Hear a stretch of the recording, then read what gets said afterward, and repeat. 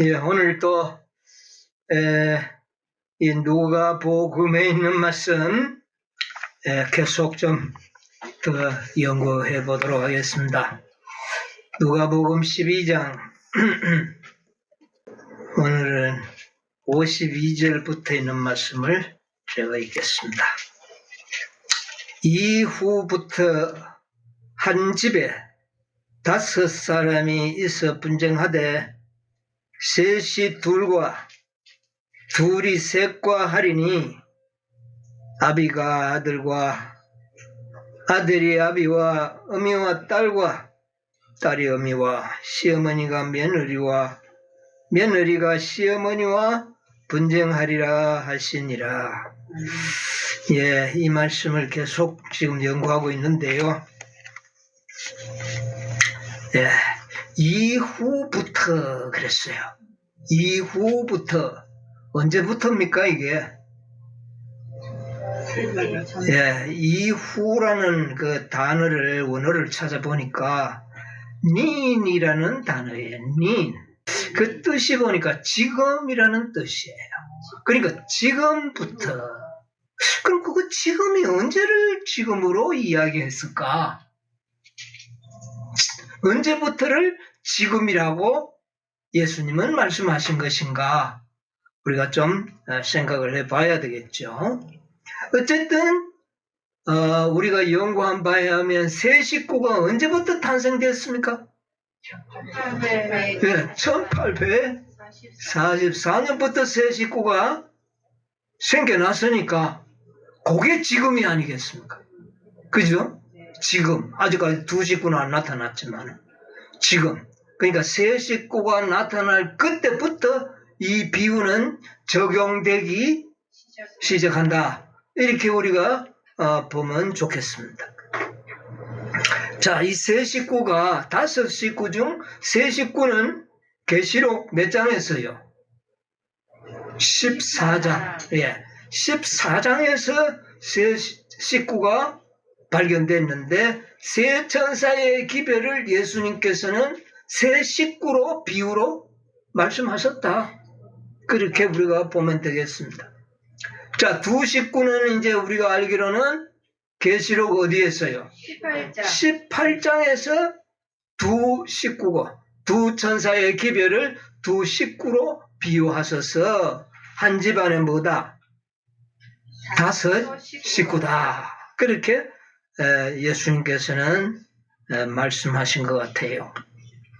그런데 이제 문제는 가만 보니까 이 세 식구가 말입니다.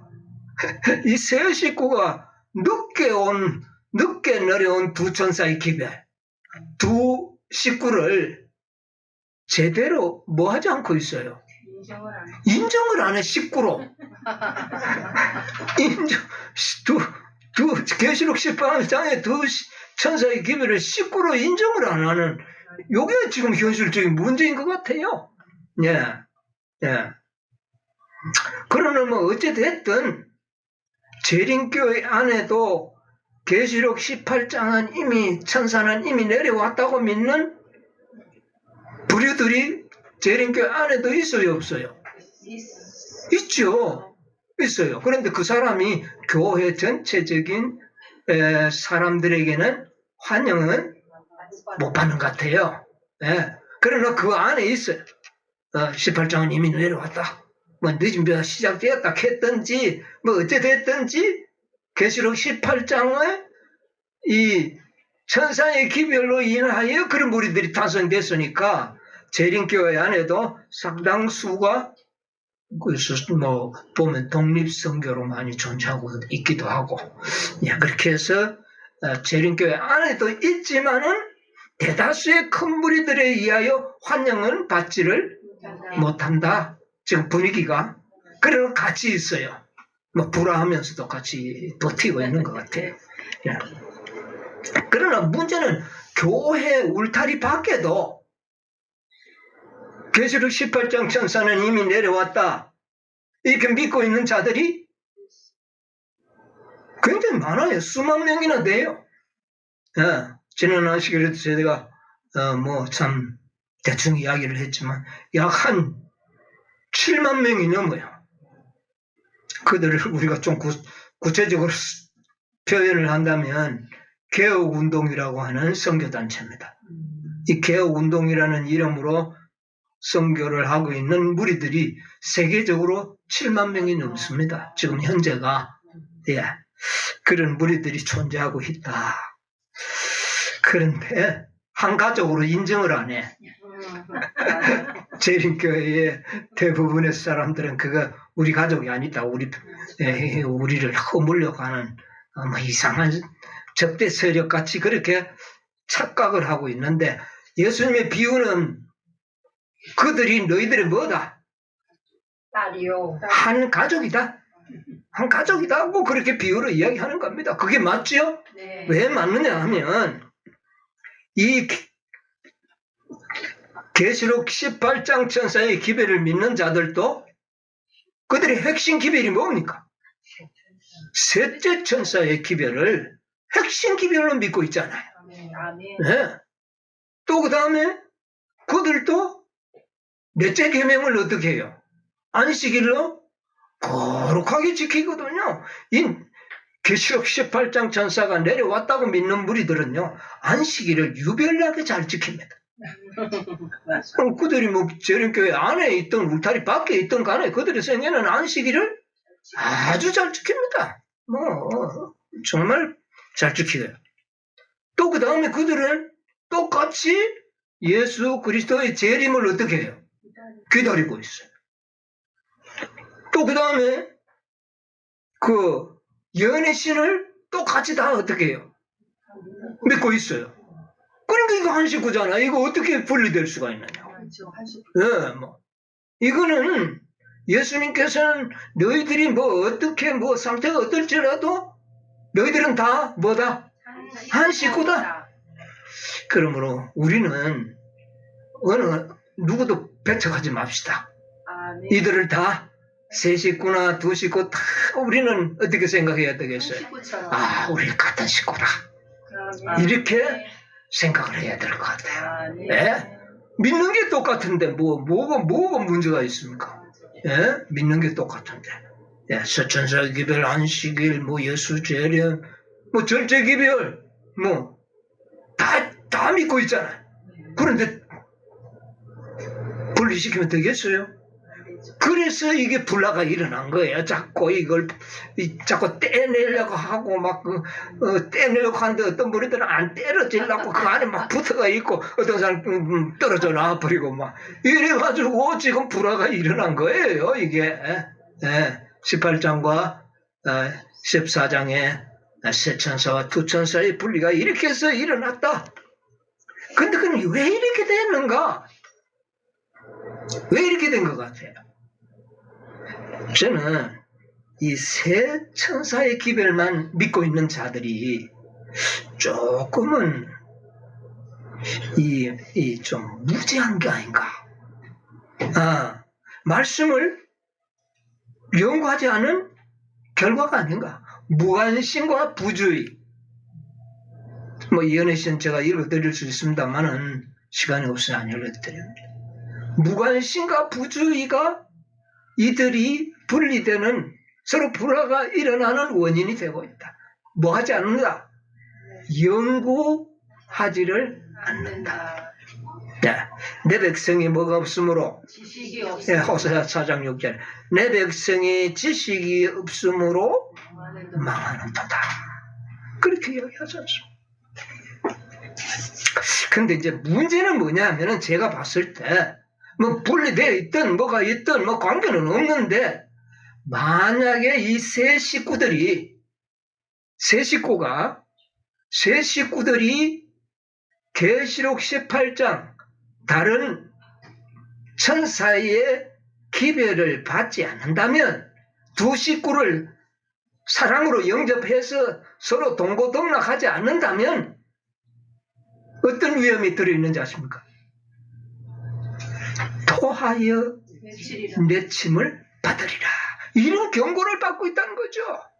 누가? 새 천사라고 상징되는 백성들이. 네? 잘못하면 토하여 내치리라. 자, 계시록 3장 17절 18절 뭐라고 기록되어 있습니까? 내가 말하기를 나는 부자라 부유하여 부족한 것이 없다 하나 내 공고한 것과 가련한 것과 가난한 것과 눈먼 것과 벌거벗은 것을 알지 못하도다. 내가 너를 권하노니 내게서 불로 연단한 금을 사서 부요하게 하고 흰옷을 사서 입어 벌거벗은 수치를 보이지 않게 하고 안약을 사서 눈에 발라 보게 하라. 여기서 라오디게아 교회의 참된 증인이 말씀하시기를 너는 부족함이 없다고 말은 하지만 세천사의 기별이 부족합니까? 아니요. 부족은 없어요. 그래서 뭐 그렇게 말은 하지만 실상은 곤고하고 가련하고 가난하고 눈도 멀었고 벌거벗었다. 이거야말로 매우 처참한 상황을 이야기하고 있어요. 그래서 내가 너를 권하노니 불로 연단한 금을 가지고 부유하게 하고 또 그 다음에 흰옷을 사서 입어 벌거벗은 수치를 가리고 그 다음에 안약을 사서 눈에 발라 보게 하라. 안약 그렇게 되지 않으면 16절 3장 16절 내가 이같이 미지근하여 더욱지도 아니하고 차지도 아니하니 내 입에서 너를 토하여 내치리라. 예, 만약 부유하게 하지 않고 벌거벗은 상태로 있고 눈먼 상태로 있다면 나는 너를 참으로 안타까운 일이지만 어떻게 하리라? 토하여 내침을 할 수밖에 없다. 이게 세천사의 기별을 받은 백성들에게 주어진 권고의 말씀입니다. 그런데 누가 그 권고를 하셨느냐? 참된 증인께서. 그분이 누구예요? 예수 그리스도께서 보실 때 너희들은 그렇다. 예? 그러니까 내가 너를 권하노니까 기회를 주는 겁니다. 금을 사고 흰옷을 사고 안약을 살 수 있는 그들에게 뭐를 준다? 기회를 준다. 그게 바로 계시록 18장 천사가 사명이에요. 아멘. 그들에게 뭐를 가져왔다고요? 금을 가져오고 흰옷을 가져오고 안약을 가져오고 이들과 연합하면 그들은 어떻게 해요? 정말 완전한 그런 멋진 백성이 될 수가 있는 기회를 그렇게 허락합니다. 그거는 너희들이 만약 받지 못한다면 않는다면 토하여 내침을 받으려. 화이주석 3장 14절로 18절의 주석을 보겠습니다. 라오디게아 교회에 기별해가지고 라오디게아 교회에 보내는 기별은 한 백성으로서 우리들에게 크게 적용된다. 그러니까 너희들은 벌거벗었다, 가난하다, 눈 멀었다 이 모든 기별이 누구한테 적용된다? 우리들에게죠. 세천사의 기별을 받은 우리들에게 적용이 된다. 그러니까 우리가 지금 만약에 이런 상태로 있다면 토하여 내침을 받을 수 있다. 이 경고의 기별이 우리에게 적용된다는 겁니다. 예, 이걸 우리 잘 생각을 해야 돼요. 자, 이 기별이 우리 앞에 있은 지가 오래되었지만 마땅히 주의를 기울여야 할 만큼 주의하지 않고 있다. 그렇게 이야기하고 있습니다. 자, 우리 교회증언 8권 247쪽에 제7일 안식일 예수 재림 교회는 성소의 저울로 달려질 것이다. 그 교회는 받은 바 특권과 이점에 의하여 판정을 받을 것이다. 만일 그 교회의 영적 경험이 그리스도께서 무한한 대가로 그에게 준 특권에 일치하지 못한다면 받은 바 축복이 그에게 위탁된 사업을 수행할 자격을 그에게 갖추어 주지 못했다면 부족함이 되었다는 선고가 그에게 내릴 것이다. 또 그 다음에 주어진 빚과 받은 바 기회에 의하여 그는 판정을 받게 받은 빚에 의하여 심판을 받게 될 것이다. 제7회 안식일 예수 주일인교 우리 교회가 어디에 달려질 것이라고요? 성소의 저울. 지금 제7일 안식일 예수 재림교회는 성소 저울 중에 번제단의 저울이 아니고 또 성소의 저울이 아니고 지금 우리는 지성소 저울에 달려질 것이다. 여기에 일치하지 못한다면 부족함이 보였다는 심판을 받게 될 것이다. 여러분, 저 다니엘서 연구해 보니까 벨살살 왕이 잔치를 베푸던 그날에 벽에 뭐가 나타났어요? 손가락, 메네데게 오바라신. 그 뜻이 뭐였죠? 저울에 달아보니까 부족함이 나타나. 저울에 달아보니 부족하였다. 그래서 뭐 해야 됐습니까?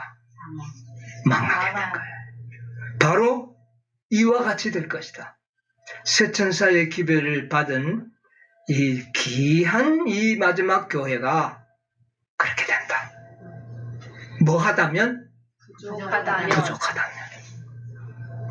중요한 말씀 아닙니까? 자, 교회 증언 2권 444쪽에 있는 말씀을 한번 읽어보겠습니다. 교회 증언 2권 444쪽. 나는 우리 교회의 많은 신자들이 처한 무서운 어두움을 보고 놀랐다.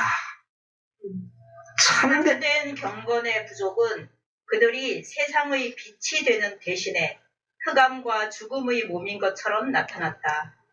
하나님께 대한 사랑을 공언하는 많은 사람들은 행함으로 그분을 부인하였다. 네, 거기까지만 보였습니다. 여기 보니까 뭐라 그랬어요? 우리 교회의 많은 신자들이 어떻게 해요? 무서울 정도로 어디에 처해 있다? 어두움에 처해 있다. 어두움에 처해졌다. 그리고 많은 사람들은 행함으로 뭐하러요? 행위로 그리스도를 부인하고 있다. 그들의 생애가 성서의 저울에 일치하지 않는다. 여러분, 이 교회 증언 2권, 교회 증언이라는 이 말은 하나님께서 교회에 보내는 참된 증인의 권고입니다, 이게 다. 그런데 이게 교회 증언 1권에서 4권까지는요, 1855년부터 1885년 사이에 기록된 말씀이에요. 그럼 교회 증언 2권이라면은 1850년대 중반인데 아주 재림교회의 초기에 이미 교회가 어두움에 어떻게 해요? 처해 있어요. 처해 있다.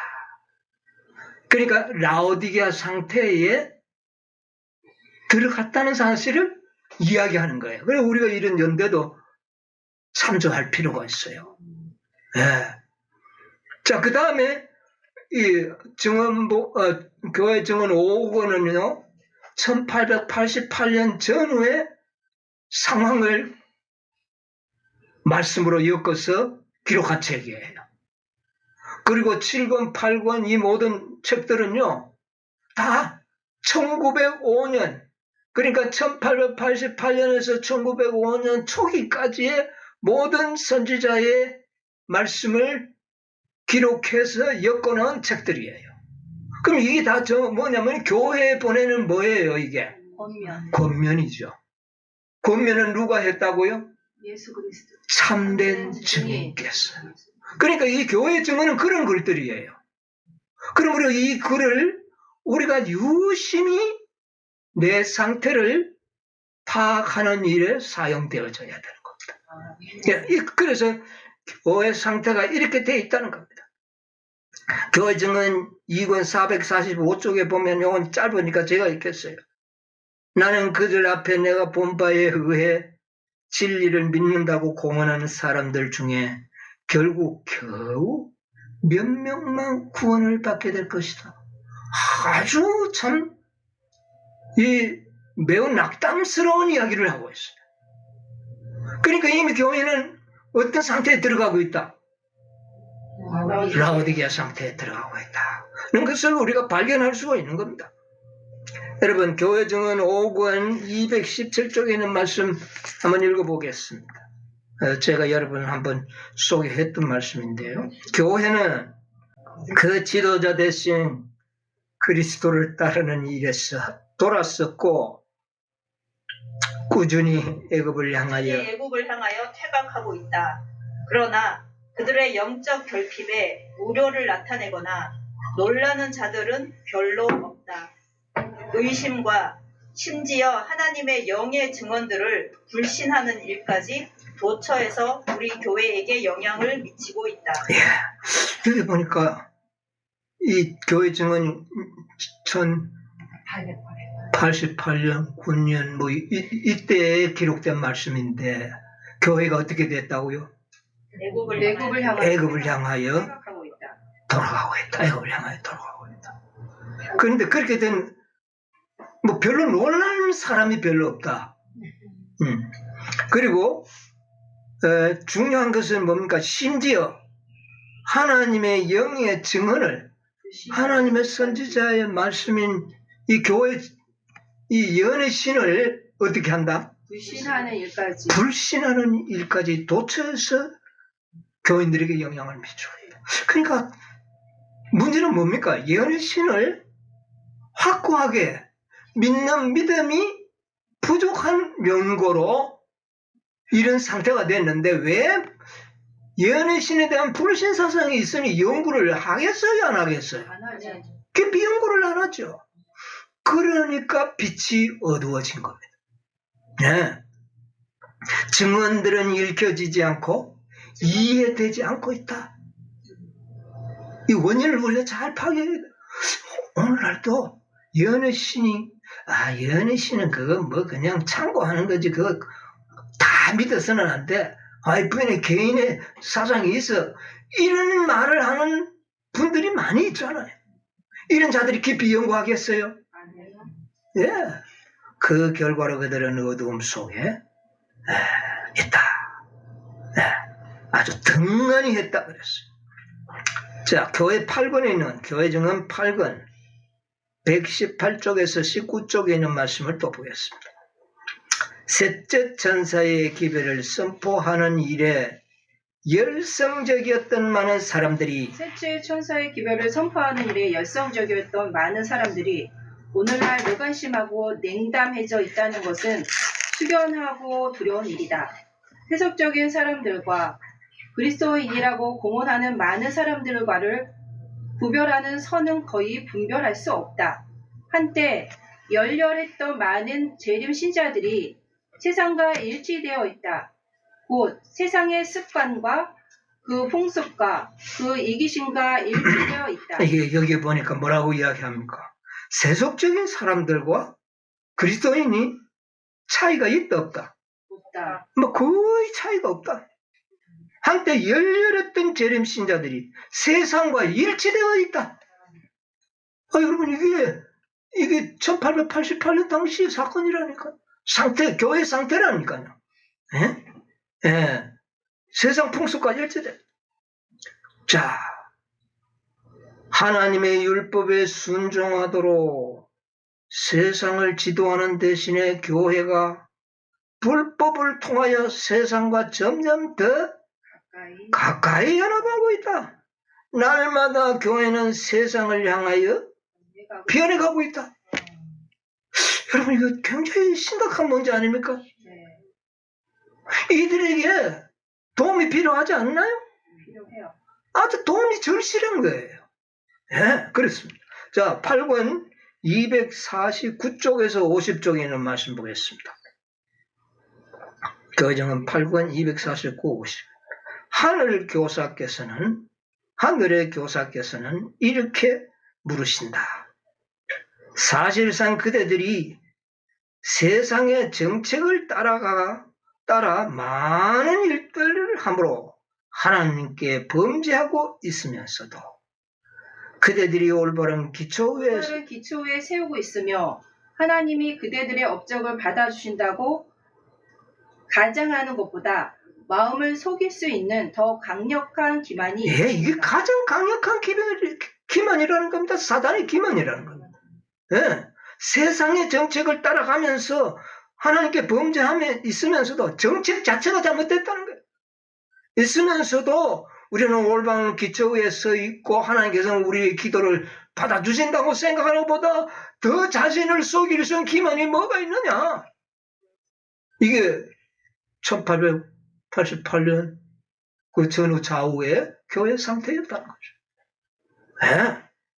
자, 그 다음에 그 끝에 보면 뭐라 그러냐면은 모든 것에 궁핍하면서도 부유하다고 생각할 때 마음을 사로잡는 것은 그 큰 기만, 매혹적인 기만이다. 오늘 많은 우리 재림 신자들이 나는 좀 부족하지만 뭐는 괜찮은 교회다. 교회만은 괜찮다. 참 괜찮은 교회다. 그렇게 생각은 이게 큰 기만이라는 겁니다. 네? 그 중은 8권 250쪽에 계속 보겠습니다. 우리의 금은 불로 연단되었고 우리의 옷은 세상에 의하여 더럽혀지지 않았다고 누가 진정으로 말할 수 있는가? 나는 우리의 교사께서 소위 의의 옷이라고 하는 것을 가리키고 있는 것을 보았다. 그 옷을 벗기면서 그분께서는 그 속에 있는 더러운 것들을 드러내셨다. 그리고 그분께서는 내게 말씀하셨다. 그대는 그들이 더러움과 품성의 타락을 어떻게 거짓되게 가리고 있었는지 볼 수 없는가? 어떻게 거룩한 도성의 창기가 되었는가? 내 아버지의 집은 장사하는 집이 되었고 하나님의 임재와 영광이 그곳에서 떠나갔도다. 이로 인하여 허약이 찾아오고 기력이 진해졌다. 얼마나 심각한 이야기를 합니까? 내 집은 어떤 집이 되어버렸다? 장사하는 집. 예수님이 이 땅에 오셔서 예루살렘 성전에 들어가니까 그곳이 어떤 곳이 되어 있었어요? 장사하는 곳이 되어 있었어요. 이런 상태가 셋째 천사의 기별을 믿는다고 그렇게 생각하는 사람들의 모습을 이렇게 표현한 거예요. 그래서 하나님의 임재와 영광은 어떻게 됐다? 예수님이 그 성전에서 어떻게 됐어요? 떠나버렸죠. 유대인들은 그건 몰랐죠. 이런 상태가 다가왔다. 기력이 전해졌다. 이것이 전부 1888년을 전후해서 교회의 상태를 선지자께서 아주 가감없이 하나님이 주신 빛대로 보여주신 말씀이에요. 이걸 여러분 우리가 그대로 받아들여야 합니다. 만약 우리가 아직도 18장 천사의 그 진리의 확실한 빛을 우리가 받아들이지 못한다면 그 누구도 이런 상태에 있는 겁니다. 지금. 왜? 선지자가 보여주셨어요. 보여주셨어요. 1888년 9년 당시에 이랬다면 오늘날은 좀 나아졌겠지요. 시간이 좀 지났으니까. 우리가 더 나아질 이유가 없을 거라고 생각하죠. 왜? 빛은 점점 뭐 하니까? 흐려지니까. 흐려지니까. 거기에 새로운 빛으로 충전되지 않는다면 본래 받은 빛은 점점 더 어두워지는 것이 사실이니까요. 백성들 수요가 좀 많아졌다고 뭐 교회가 자부심 가질 게 없어요. 왜냐하면 숫자는 누가 자랑하는? 사단은 숫자를 자랑합니다. 보라, 이 세상 거의 대부분이 나를 추종하지 않느냐 이렇게 합니다. 그러니까 하나님께서는 그게 아니잖아요. 그래서 뭐 신자 수가 얼마 되니 안 되니 이거 가지고 자부심을 갖는 것은 더 어리석은 일이 되는 것이 확실한 것입니다.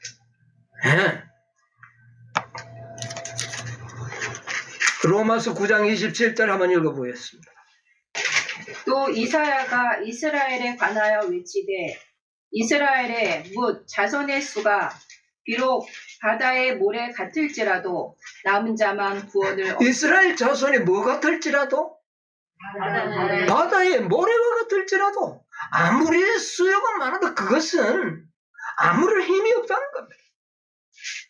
같을지라도 오직 누구만이? 남은 자만 구원받을 것이다. 예. 근데 오늘날 많은 교회들은 수요를 자랑하고 있어서 아주 어리석은 그런 상태에 우리가 있는 겁니다. 성교봉사 41쪽에 나는 교회를 향하여 엄숙한 말을 한다.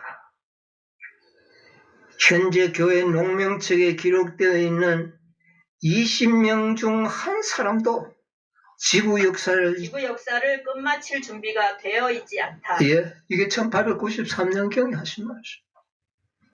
이게 현재의 과거에 세천사의 기별을 받아들였다고 하는 무리들의 상태였다는 겁니다. 이걸 인정해야 돼요. 우리가 인정할 때에 뭐를 찾게 되는 겁니까? 도움의 손길을 찾을 수가 있어요. 예? 우리 교회는 내가 좀 부족해서 그렇지 교회는 멋져. 문제가 없어. 이렇게 한다면은 이거는 방법이 없는 겁니다. 방법이 없어요. 예? 리버앤드 헤럴드 1889년 9월 3일자에 하신 말씀 한번 읽어드릴게요. 영원한 복락과 현재 그렇게 필요한 이 주제에 대하여 성경적인 진리를 스스로 이해하고 있는 자는 100명 중에 한 명도 뭐 있다 하면 좋은데 100명 중에 한 명도 없다는 겁니다. 제대로 말씀을 이해하는 자가 아주 없다는 거예요.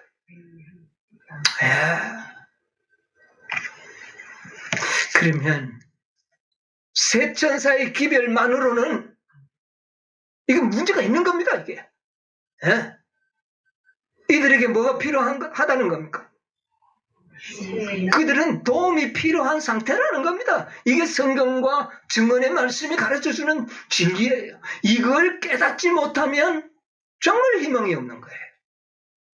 이걸 우리가 깨달아야 돼요. 아까 계시록 3장에 보면 내가 너를 어떻게 해요? 권하노니 그랬잖아요. 권하노니 내게서 불러 연단한 급을 사라. 그러니까 교회 상태가 그렇기 때문에 참된 증인이 하늘 상인으로 나타나서서 뭐를 팔려고 왔었습니까? 불로 연단한 금과 흰옷과 안약을 가지고 교회로 방문하시는 것으로 성경은 또 그렇게 기록을 하고 있는 겁니다. 3장 18절에 20절. 자, 불로 연단한 금을 싸서 부요하게 하고 흰옷을 싸서 벌거벗은 수치를 보이지 않게 하고 안양을 싸서 눈에 발라 보게 하라. 이게 하늘 상인이 이런 상품을 가지고 어떻게 해요? 내려오신 거예요. 이거 사면 어떻게 되는 겁니까? 이거 사면은 새 식구들이 어떻게 돼요? 살아나는 거예요. 세천사의 그 완전한 빛이 생명력 있게 살아나는 거예요. 예.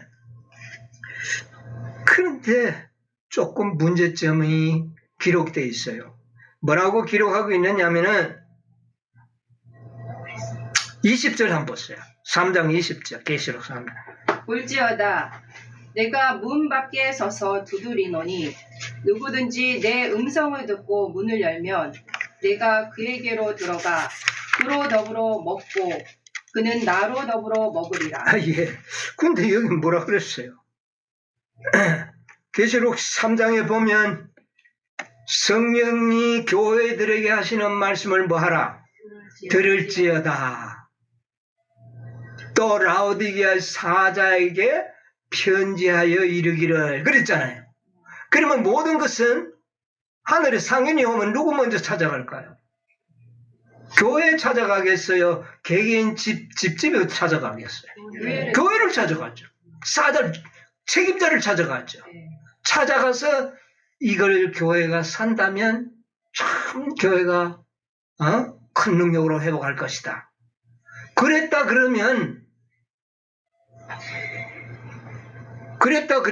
그게 그렇게 됐더라면 이 20절의 말씀이 기록될 필요가 없어요. 여기 뭐라 그랬어요? 내가 문 밖에 서서 기다리라. 예수님은 어디에 계시는 분이에요? 안에 계시는 분이에요. 상인이 내려오면 성전 안으로 들어가잖아요. 예수님이 이 땅에 오셔서 성전 안에 들어가셨잖아요. 그리고 어떤 것처럼 이 라오디게아 교회도 하늘 상인이 내려와서 성전 교회 안에 들어갔었어요. 그런데 물건을 협상이 잘 돼가지고 샀으면 좋은데 너무 비싸게 안 샀는가? 그거는 아닐 테고. 예, 어쨌든 안 샀기 때문에 이제 예수님 보고 그랬어요. 그 제사장들이 와서 무슨 권한으로 여기 와서 이래 하느냐? 어떻게 해요? 나가시라고. 그래서 예수님이 어디 가게 됐어요? 문 밖에. 성전 밖에 계셨죠.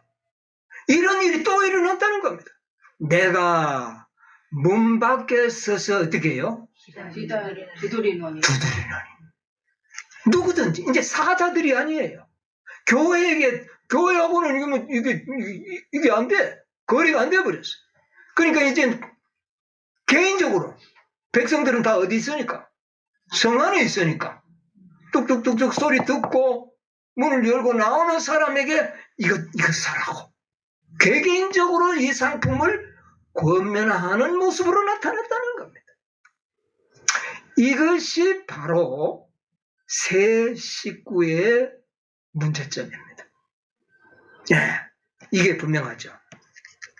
자, 원고 24 1892년에 있는 말씀 제가 읽어드릴게요. 1892년 A.T. 존스와 E.J. 와그너에 의하여 우리에게 주어진 기별은 라오디게아 교회에 보내시는 하나님의 기별이며, 이게 뭐라는 말입니까?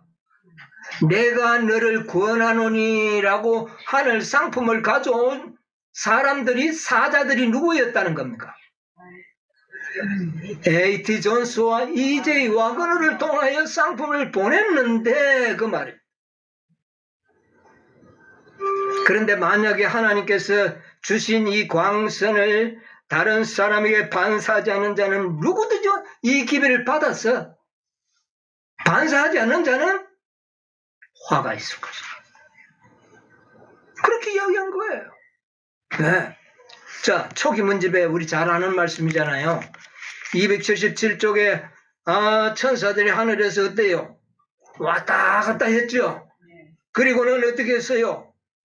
예, 그때 나는 다른 힘센 천사가 명령을 받고 셋째 천사와 읽으세요. 셋째 천사와 연합하여 그의 기별에 능력과 힘을 주기 위하여 지상으로 내려오는 것을 보았다. 큰 능력과 영광이 그 천사에게 주어졌으니 그가 내려올 때 세상이 그의 영광으로 환해졌다. 이게 바로 계시록 18장 천사 아닙니까? 그죠? 네. 예. 이들은 셋째 천사에게 가서 잘 이렇게 참 대화가 돼가 연합해가지고 사업을 하려고 내려왔는데 이들을 셋째 천사들이 어떻게 했다? 교회가 거절했다. 예? 거절한 겁니다. 이것이 계시록 18장 1절 천사 이후에 다른 천사가 하늘에서 내려왔지. 예? 그러면 새 천사들은 18장 천사의 도움이 절실한 환경에 있었다는 거 우리 이제 알았죠. 그러면 뭐를 받아들여야 합니까? 하늘의 상품, 금과 흰옷과 안약을 가져온 계시록 18장 1절의 힘센 천사들, 와그너와 존스가 가지고 온 기별을 받아들였더라면 한 집안 식구가 다툴 일이 없어져 버렸죠. 그래 돼야 되는 겁니다. 여러분 그렇게 되시기를 바랍니다. 아멘. 예. 뭐 또 다른 기별이 있어. 그건 늦음인데 이렇게 하면 안 된다는 이야기죠. 예. 그래서 예수님께서는 라오디게아 상태에 빠진 그 교회를 위하여 힘센 천사를 보낸 겁니다. 그들을 너는 우리 식구 아니야. 우리는 세 사람뿐이야. 이렇게 생각하는 교회가 오늘 제출 예수 제니까 우리 교회다. 그렇게 생각합니다. 대부분이 모두가 그런 건 아니고 대부분이 그렇게 생각하고 네. 저 우리 식구들 아니야. 저 우리 헐뜯는 사람들이야. 이렇게 생각하고 네. 그래서 이 하늘에서 내려온 천사들이 세 천사의 기별을 받은 그 무리들에게 환영받지 못했다. 역사적으로 그걸 기록하고 있어요. 자, 여러분 가룟법은 기별 1권 234조에서 35쪽에 있는 말씀. 여러분 우리가 오늘 이 말씀 하니까 마음이 좀 짠해지죠.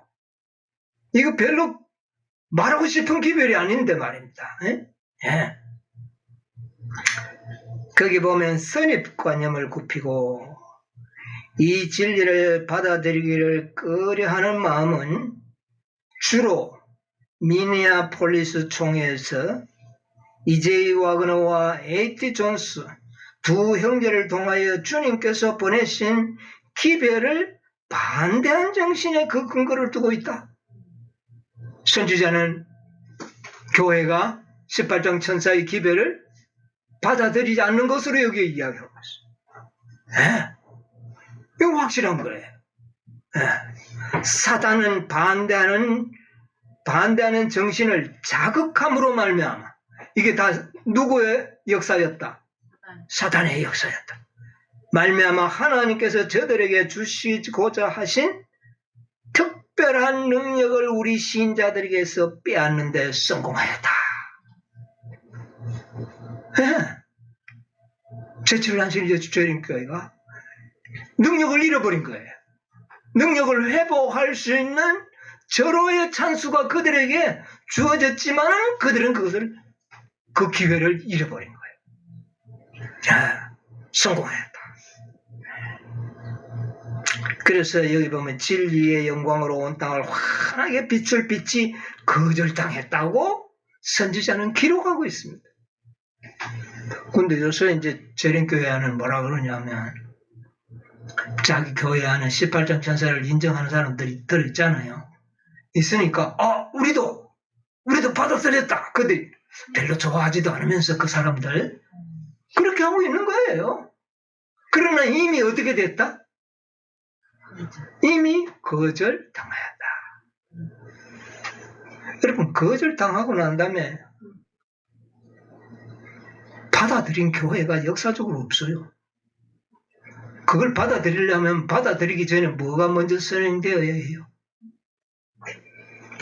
깊은 회개가 선행되어야 된다. 근데 뭐 전혀 그런 거 없잖아요. 자, 목사에게 보내는 권면 78쪽에서 80쪽 좀 긴 절인데요. 마태복음 23장 23절에 그리스도의 말씀을 읽으라. 그리스도의 말씀을 읽으라. 화 있을진저 외식하는 서기관들과 바리새인들이여 너희가 박하와 회양과 근처에 11조를 들이되 율법에 더 중한 바 의와 인과 신은 버렸도다. 예, 여기 마태복음 23장 23절에 화 있을진저 외식하는 서기관과 바리새인들을 책망했죠. 예, 그렇게 하면서 그들은 얼마나 철저히 뭐 잘하는 것 같았잖아요. 그런데 뭐가 없었어요? 속에? 의와 인과 신이 없다. 그러니까 외형적으로 뭐 부족한 게 안 보여. 그런데 뭐가 없다는 겁니까? 내면적으로 경건의 능력이 없어져 버린 거예요. 경건의 모양은 있는데 능력이 없어졌다는 거예요. 자, 그래서 이제 좀 뭐 다 뭐 있고 쭉 밑에 한 5줄 좀 넘어가면 이 두려운 예고의 말씀을 그들은 아직 완전히 성취시키지는 않았다. 아직까지 이 교회가 완전히 그렇게 옛날 바리새인들보다는 아직까지 그런 상태는 안 됐다. 했다. 그러나 하나님께서 그들의 생명을 연장시켜 주시고 미네아폴리스 집회 전후로 그들의 행동을 특징지었던 동일한 정신을 품는다면 그들은 그리스도께서 이 땅에 계실 때 그분을 정죄했던 이들의 행위를 온전히 본받게 될 것이다. 말세의 위기가 우리에게 닥쳐오고 있다. 사단은 결정적으로 하나님의 영의 지배하에 있지 않은 모든 마음을 지배한다. 어떤 이들은 하나님께서 세상에 전해야 할 특별한 기별을 위탁하신 사람들에 대해 증오심을 키우고 뭐라고요? 계시록 18장 천사를 전하는 사람들에 대한 증오심을 키우고 있다. 어디서? 교회가. 교회에서. 그래서 교회에 오늘날 가보면 일부분의 사람들이 그런 정신이 느껴집니까? 안 느껴집니까? 계시록 18장 천사의 기별이 뭐 어쩌고 저쩌고 하면 뭐 아주 그 얼굴이 좀 달라지는 그런 표정을 볼 수, 그 마음에 뭐가 있다는 겁니까? 증오심. 아주 싫어하는 그런 정신이 있다. 키우고 있다. 그들은 이러한 사단적 사업을 미네아폴리스에서 시작했다. 언제 시작된 것이다 이게? 미니어폴리스 때 시작이 된 거다. 그 정신을 키워오고 있다. 이렇게 말하고 있는 겁니다. 자, 그 다음에요. 후에 그들은 그 기별이 하나님께로부터 이르러 왔다는 것을 증거하는 성령의 나타나심을 통해 보고 느꼈을 때 그것을 더욱 미워하였는데 이는 그것이 그들을 거스르는 증언이었기 때문이다. 쭉 넘어가서 한 몇 줄 넘어가서 그러나 이런 인물들이 책임 있는 지위들을 차지해 왔으며 할 수 있는 한 그들의 모습을 조차 사업을 꼴지어. 거기까지만 읽겠습니다. 그러니까 이 교회에 책임 있는 하나님의 종들이 이런 정신을 가지고 있다. 그러니까 백성들은 어떻게 되겠어요? 무지하게 그렇게 되는 것밖에 없죠. 이것을 이미 하나님께서는 선지자를 통하여 목사들에게 보내는 권면으로 주신 겁니다. 여러분, 우리 재림교회는요 정말 하나님께서 매우 사랑하는 교회입니다. 계시록 3장에도 보면 뭐라 그래요? 내가 사랑하는 자를 징계하고 책망하노니 그랬잖아요. 지금 이 말씀들이 비난하는 말씀이 아니고 정말 교회를 사랑하시기 때문에 하나님이 주신 말씀이에요. 우리도 이 말씀을 받아들여야 돼요. 항상 이 말씀을 받아들이면서 내가 이런 상태에 있는지 확인하고 정말 계시록 18장 천사의 기별을 우리가 감사히 받고 그것을 내 생애에 실천하고 있는지 확인해야 되는 겁니다. 누구를 비난하는 말이 되어서는 안 된다는 이야기예요. 재림교회는 참 사랑하는 교회입니다. 왜 사랑할까요? 그렇게 막 하는데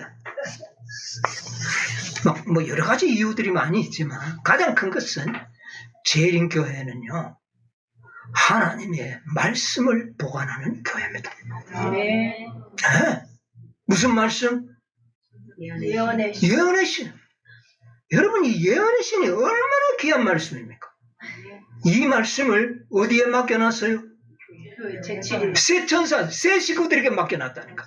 그러니까 새 식구들은 이 증언의 말씀을 잘 이렇게 하지는 않으면서도 그걸 맡았다는 자부심은 대단해요. 이것은 하나님께서 여러분, 성경은 누구한테 맡겨놨어요? 유대인들이 아니죠. 유대인들은 진짜 그건 개신교회인데 성서 공회를 통해 가지고 그들이 얼마나 타락했지만 성서 공회를 통해 가지고 신구약 성경을 함부로 손대지 못하도록 얼마나 관리를 잘하는데요. 그게 누가 하고 있어요? 개신교회. 그래서 하나님께서 개신교회 단체들도 돌보고 있다니까요. 지금 아직까지 돌보고 있어요. 그거 안 돌보면 성경 다 어떻게 해버릴까? 성경 다 뭐 아주 뭐 이상하게 만들어 놓으면 되겠어요? 안 돼. 그러니까 마지막 심판을 받을 때까지 개신교회나 재림교회는 정말 하나님께서 사랑합니다. 그 가운데 당신의 백성도가 갖고 계세요. 이걸 꼭 기억하시기 바랍니다. 그래서 결론적으로 보면 이 세 식구가 두 식구를 찾는 일에 실패했다. 예수님의 비유 가운데 나오는. 그래서 분쟁은 어떻게 된다? 계속될 수밖에 없다. 목사에게 보내는 기별을 보면 149쪽에 보면 종말이 가깝다. 보좌로부터 일어나서 복수의 옷을 갈아입으실 그리스도를 위해 준비된 사람은 누구인가? 그들은 그리스도의 의의 옷을 입어야 한다. 무슨 옷을 입어야 한다? 그리스도의 의의 품성의 옷을 입어야 한다. 믿음과 사랑, 교회에 이것이 얼마나 부족한가?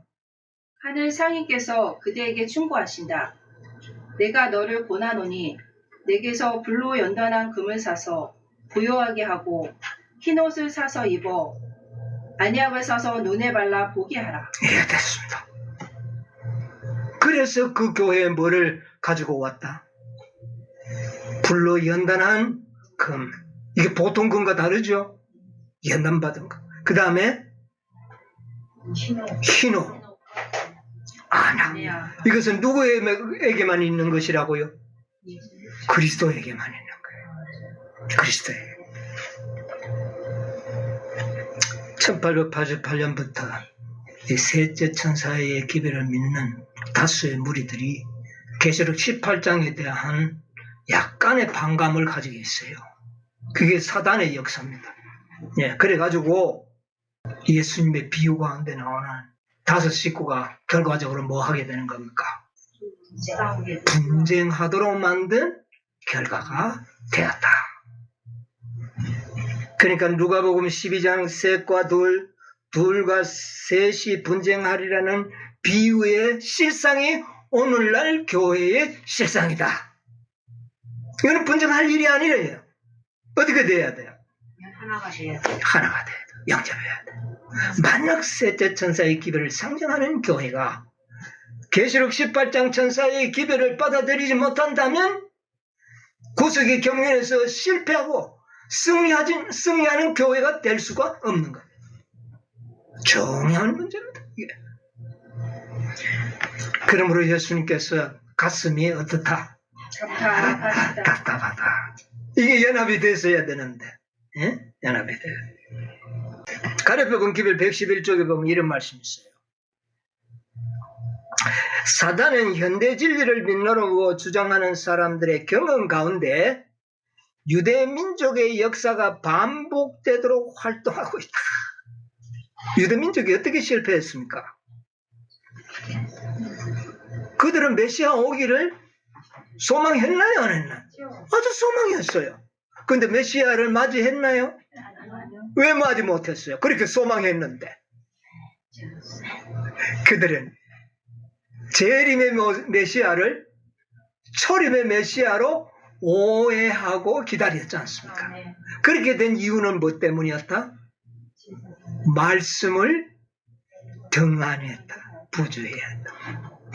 그들은요, 다니엘서 9장을 연구하는 사람들에게 저주까지 했다니까요. 연구하지 못하도. 이런 역사가 오늘날 현대 진리를 믿는 셋째 천사의 기별을 믿고 있는 자들에게서 반복되도록 하는 것이 사단의 목적이다. 어떻게 오해하도록 만들어놨어? 계시록 18장 천사는 대충 늦은 비 천사이기 때문에 하지 않았다. 그래서 계시록 18장 천사를 늦은 비로 이야기하고 1888년에 와그너와 전수가 이 땅에 내려와서 증거한 말씀은 어떻게 했어요? 받아들였나요? 받아들이자. 이게 유대인의 역사가 반복됐어요? 안 됐어요? 반복됐어요. 똑같이 말씀을 하고 교회가 계시록 18장을 완전히 오해해버렸습니다. 그 안에서 깨닫는 무리들이 들어있는데 그들도 교회 안에서 별로 환영을 못 받아. 그들이라도 환영 받으면 되는데 환영받지 못하고 그들도 극소수의 무리들이 바깥에 있는 사람들은 저거는 뭐 아주 그냥 교회를 허무는 자들이라고 뭐 눈길도 주지 못하더만.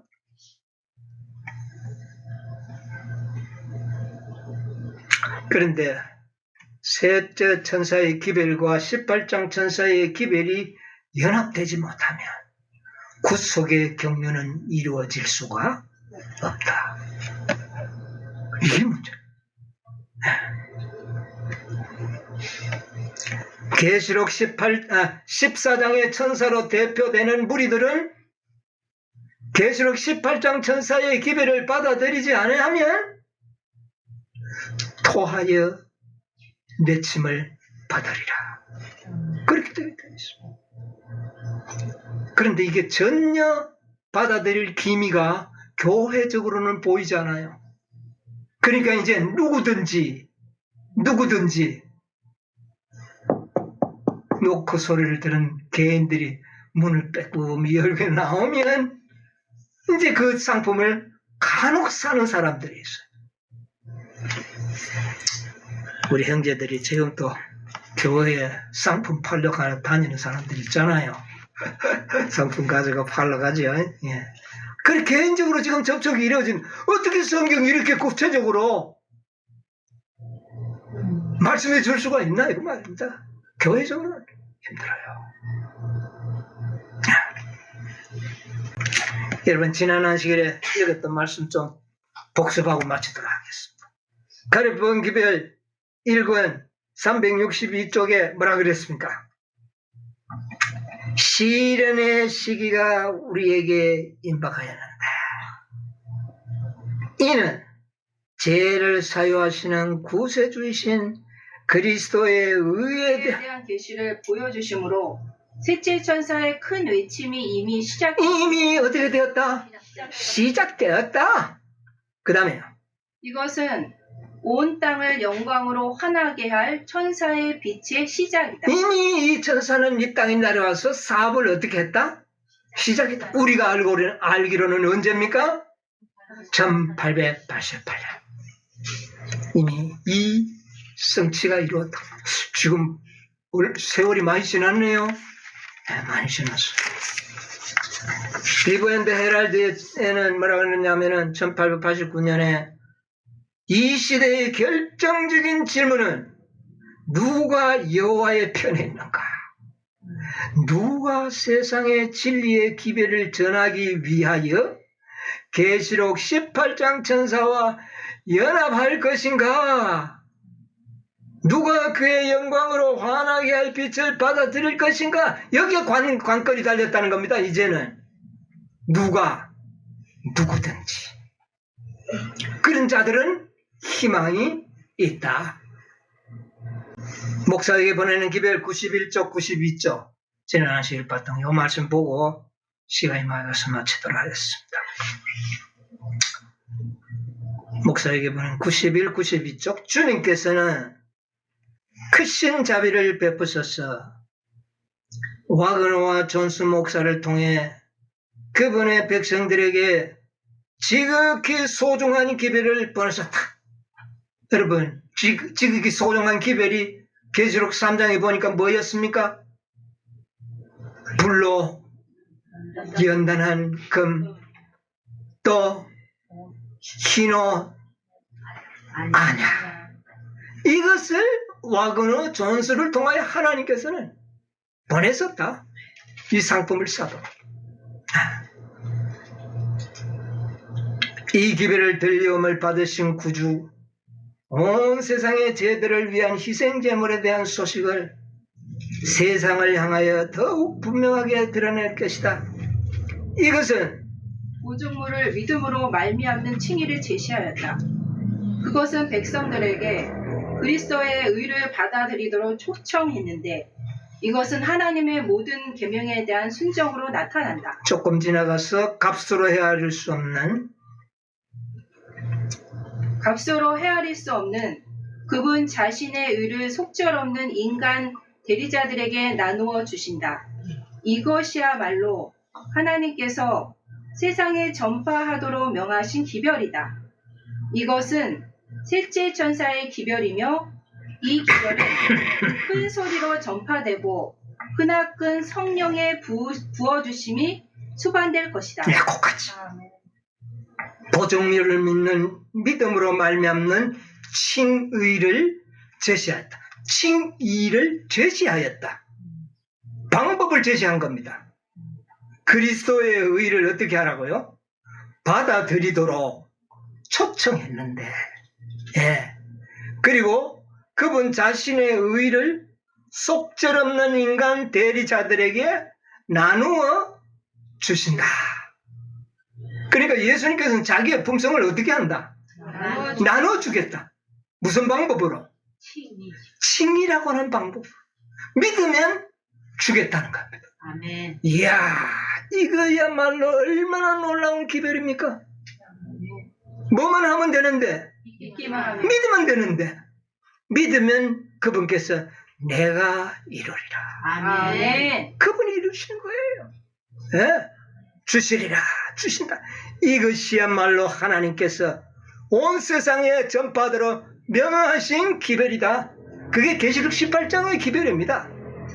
교회가 뜯든 미지거나 하고 벌거벗었고 관계없어요. 이거만 사는 순간에 어떻게 돼요? 교회는 진짜 부요한 교회가 되어 하나님의 영광을 드러낼 수가 있는 기회가 그때 주어졌다고 말입니다. 지금은요? 지금도 마찬가지예요. 그런데 지금은 교회는 아니고 개인이라고 말합니다. 이제는 누구든지 개인적으로 이제 이걸 살 수밖에 없어요. 누가 안 샀기 때문에. 교회가 안 샀으니까. 옛날에 저도 문서전도 했거든요. 문서전도 하면은 시조 가져가가지고 회사 사장을 먼저 만나잖아요. 만나가지고 시조 내가지고 이 회사 직원들이 몇 명 준답니까? 한 20명. 그럼 사장님 한 20부 정도 좀 사서 좀 이렇게 하십시오. 비싸다고. 그래 잘하면 어떤 사장은 그걸 사요. 20%를 사가지고 직원들인데 다 나눠줘요. 그러면 나는 감사합니다 하고 나오면 돼. 근데 만약 사장이 자기 한 번만 딱 사고 안 사면 나는 함부로 안 살 수도 있어. 그러면 나는 어떻게 돼야 돼요? 천상 그 사장 문 닫고 나와갖고 밑에 상무 또 찾아가고 전무도 찾아가고 부장도 찾아가고 과장도 찾아가고 이제 개인적으로 팔아야죠. 이런 현상이 일어났다는 겁니다. 1888년에 교회가 이것을 받아들였더라면 받아들여서 백성에게 뭐 하면 돼요? 나눠주면 되잖아요. 그런데 그 일이 실패했기 때문에 이제는 하늘 상인이 개인적으로 판매를 하는 시대가 되어버렸다. 그 말입니다. 이 기회를 받아들였으면 교회가 받아들였으면 2년 후에 어떻게 되어버렸어요? 하늘에 2년 후에 하늘에 갔다. 지금도요, 여러분 이 기회를 전해보세요. 성령이 수반합니다. 수반한다는 걸 함께 한다는 말이에요. 이 기회를 전하면 여러분요, 성령이 막 여러분의 마음에 들어와서 여러분의 마음에 감동을 주고 듣는 사람의 마음에도 감동을 준다니까. 여러분 한번 경험해 보세요. 약속해놨지 않습니까? 크나큰 성령을 부어주시겠다고. 뭐를 전하는 자들에게? 그리스도의 의의 기별을 전할 때에. 그래서 정말 더디게 하나님의 사업이 마치게 된 겁니다. 몇 년이 흘러왔습니까? 1888년에서 지금까지 보니까 꽤 많이 1세기가 확 지나가 버렸어요. 그러나 개인적으로 사는 사람은 있다 없다? 있다. 개인적으로 이 상품을 사는 자들이 있다. 그 수요가 세워지고 있다. 여러분이 이제 좀 상인 노릇을 좀 해야 됩니다. 여러분에게 하나님께서는 이 상품을 맡겼어요. 이 상품을 우리가 팔아야 돼요. 그래서 많은 사람이 이 상품을 사도록 우리가 해야 되겠습니다. 이것이 구속사업의 가장 중요한 사업이에요. 이것 안 되면은 구속사업이 이루어질 수가 없는 겁니다. 이제 예수님이 한 집안의 5 식구의 그 불화의 모든 비유의 역사와 또 이 비유를 하신 목적을 아시겠습니까? 예, 우리가 이걸 알아야 돼요. 그래서 정말 우리가 연합하기 위해서 노력해야 됩니다. 그들에게. 뭐가 연합되면 연합됩니까? 말씀이 하나 되면 연합되는 거예요.